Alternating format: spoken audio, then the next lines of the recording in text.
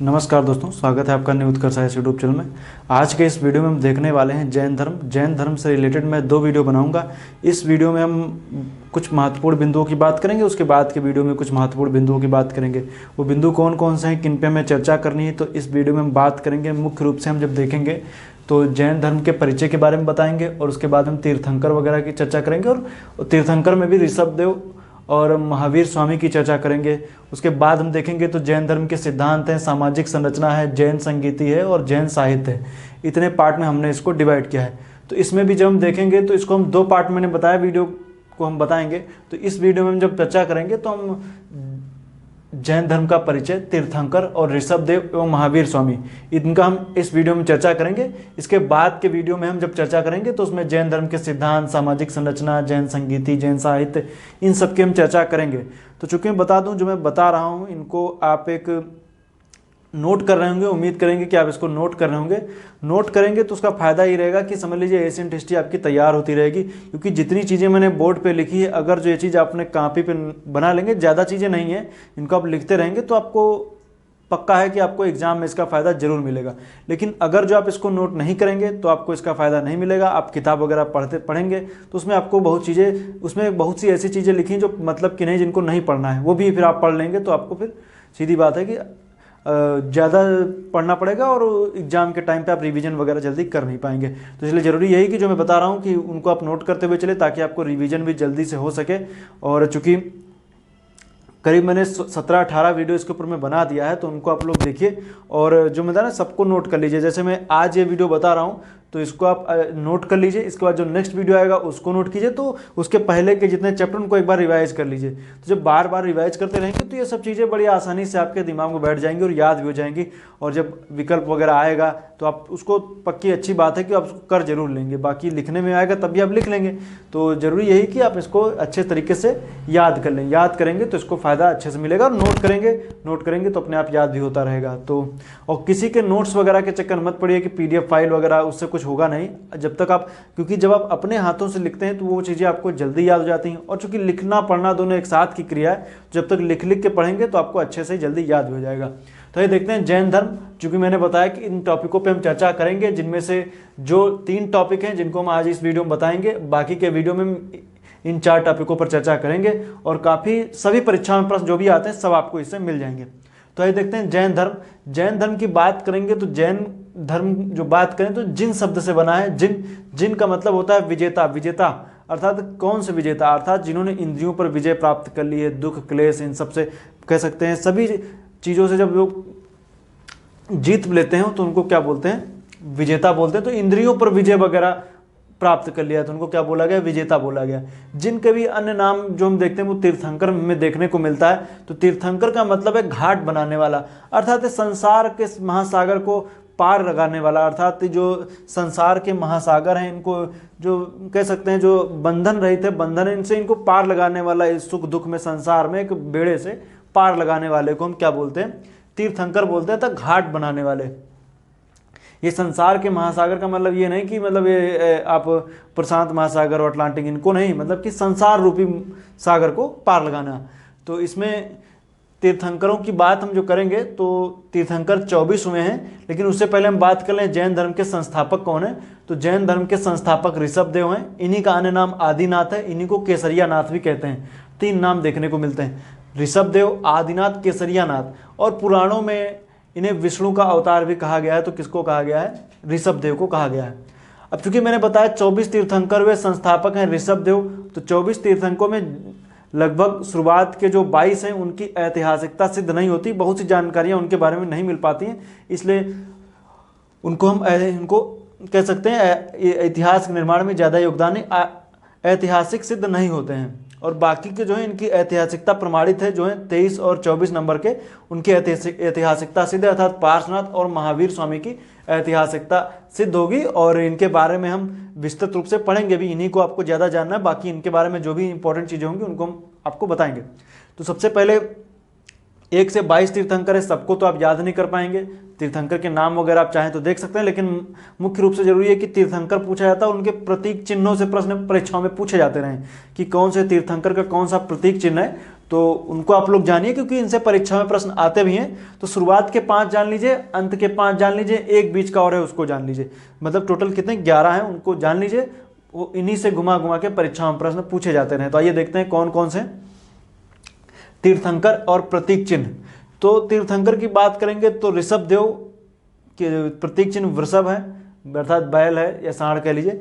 और अजीत नाथ है, इनका इन तीर्थंकर का प्रतीक चिन्ह हाथी है।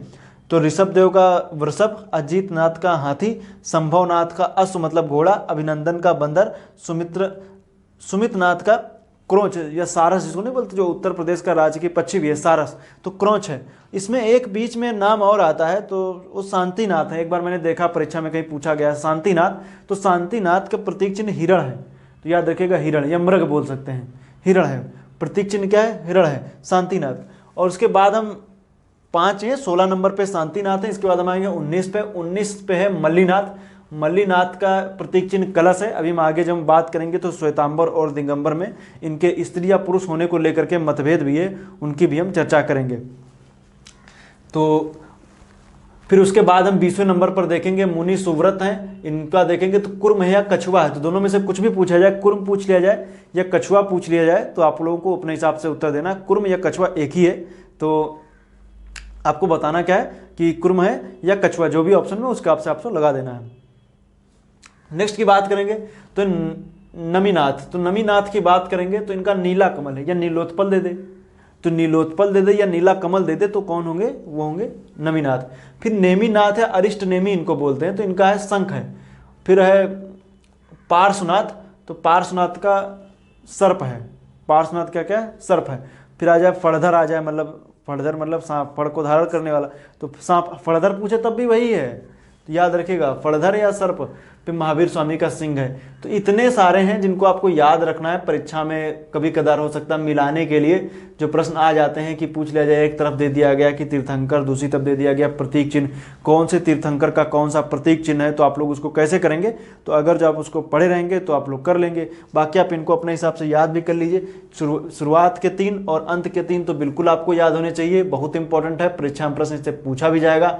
और मल्लीनाथ का कलश, ये भी याद रखिएगा, क्योंकि इनका ऊपर विवाद भी है थोड़ा सा, तो इनका भी हम आगे चर्चा करेंगे क्या विवाद है उसके बारे में। तो दोनों लोगों के मतों के बीच में विवाद का कारण की भी हम चर्चा आगे हम करेंगे, क्यों विवाद है दोनों लोगों के बीच में, मतलब दोनों संप्रदाय, मतलब श्वेतांबर और दिगंबर दोनों में मतभेद है। अब चूंकि मैंने बताया है कि हमें मुख्य रूप से पढ़ना है पार्श्वनाथ और महावीर स्वामी को, तो आइए देखते हैं महावीर स्वामी और पार्श्वनाथ के बारे में कुछ जानकारी हम आपको बताते हैं। तो आइए देखते हैं, पार्श्वनाथ है, पार्श्वनाथ के पिता का नाम, संबंध इनका आप देखेंगे तो कहाँ से, वाराणसी के आसपास है, वाराणसी से ही। तो पार्श्वनाथ के पिता का नाम अश्वसेन है, जो काशी नरेश हैं, माता का नाम वामा है और पत्नी का नाम प्रभावती है। तो याद रखिएगा, माता का नाम वामा, पत्नी का नाम प्रभावती, पिता का नाम अश्वसेन। इन्होंने संवेद पर्वत पर कैवल्य की प्राप्ति की थी। करीब 84 दिनों तक इन्होंने घोर तपस्या की, कठिन परिश्रम किया, उसमें इन्होंने क्या मिला, इनको कैवल्य की प्राप्ति हुई। कैवल्य मतलब ज्ञान की प्राप्ति हुई। तो जब ज्ञान की प्राप्ति हुई तो ये निर्ग्रंथ कहलाए। निर्ग्रंथ का मतलब यही है कि सांसारिक बंधन से मुक्त हो गए, इनको बोला गया निर्ग्रंथ।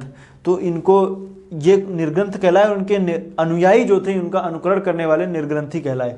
तो याद रखिएगा, जब ये निर्ग्रंथ कहलाए, सांसारिक बंधन से मुक्त हो गए और कैवल्य की प्राप्ति हुई, तो इनको पुरुषदिनी भी बोलते हैं, पुरुषदिनी भी इनको बोला जाता है। फिर इनके बात करेंगे, जब इनको ज्ञान की प्राप्ति हुई तो इनके अनुयायी भी होंगे। तो अनुयायी में देखेंगे तो इनके प्रथम अनुयायी कौन देखने को मिलते हैं, तो इनकी माता है वामा और इनकी पत्नी है वो इनकी अर्थात प्रभावती, और इनकी माता वामा इनकी प्रथम अनुयायी थी। और इनका प्रतीक चिन्ह जो सर्प बताया गया, कहते हैं कि जब ये तपस्या करने गए थे, अर्थात जब कैवल्य की प्राप्ति के लिए संवेद पर्वत पर तपस्या कर रहे थे, उस टाइम पे किसी असुर ने आक्रमण किया था, तो एक सर्प ने इनकी माता की जान बचाई थी, तो इनका प्रतीक चिन्ह सर्प है। खैर वो ज़्यादा नहीं जानना है आपको। फिर अब हम देखेंगे तो इन्होंने क्या किया था, चतुर्याम या चतुर्व्रत शिक्षा, अर्थात तो इन्होंने बताया था कौन कौन सी बातें हैं जिनको हम देखेंगे आगे में, यही जो बन जाएंगे वो पंचव्रत बन जाएंगे। तो चतुर्व्रत क्या है और पंचव्रत क्या है उनकी हम चर्चा करेंगे। तो चतुर्व्रत या चतुर्याम में कौन कौन शामिल है, इनमें अहिंसा है, सत्य है, अस्तेय है, अपरिग्रह है। इसमें आगे चल करके महावीर स्वामी ब्रह्मचर्य जोड़ देते हैं, तो क्या बन जाता है, पंचव्रत बन जाता है। अर्थ क्या है, अर्थ की बात करेंगे, हिंसा मत कीजिए, सत्य बोलिए, अस्ते मतलब चोरी मत कीजिए, और अपरिग्रह मतलब कि ज़्यादा संग्रह मत कीजिए, और ब्रह्मचर्य जीवन जिए।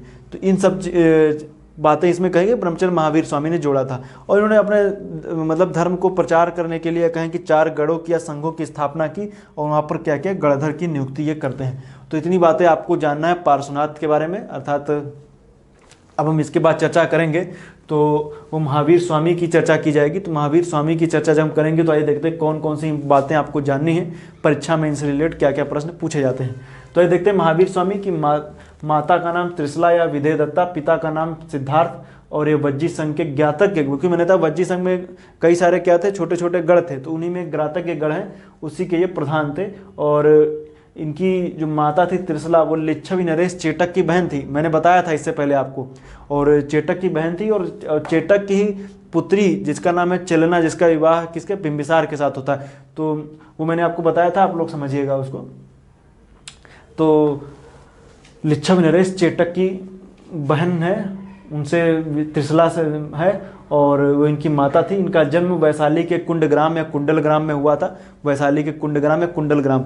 तिथियों में अंतर है, कई जगहों पे अलग अलग तिथियां दी हुई हैं। एक जगह दिया हुआ है कि 540 BC में इनका जन्म हुआ, एक जगह 599 मिलता है। सर्वसम्मत रूप से हम 540 को लेंगे, 540 को सही मानेंगे, 540 BC में इनका जन्म हुआ था।